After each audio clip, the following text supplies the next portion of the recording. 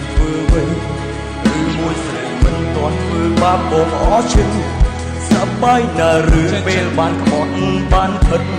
មិនដេញមិនអានចេះក្រែងចិត្តគេខ្លាផងចាប់គ្នាថ្ងៃនេះចាប់គ្នាថ្ងៃនេះមិនចាំថ្ងៃស្អែកមិនចាំថ្ងៃជុំល្ងងជុំស្រក់ទឹកភ្នែកព្រោះមនុស្សនៅអូនបែកគ្នាថ្ងៃនេះមិនចាំថ្ងៃស្អែក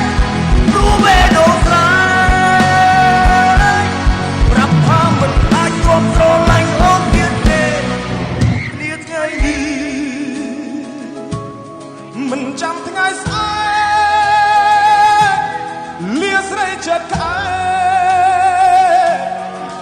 ងងជប់ស្រក់ទឹកភ្នែកព្រោះមនុស្សនៅកូនយើងបែកគ្នាថ្ងៃនេះមិនចាំថ្ងៃស្អែកព្រោះបេះដូងស្រា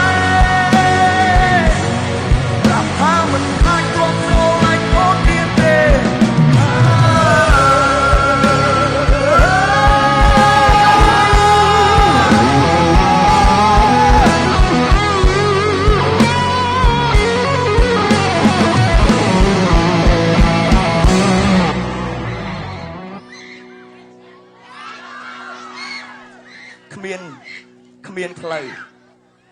គ្មានផ្លូវដើម្បីអាចវិលត្រឡប់សង្សារដូចច្រើនណាស់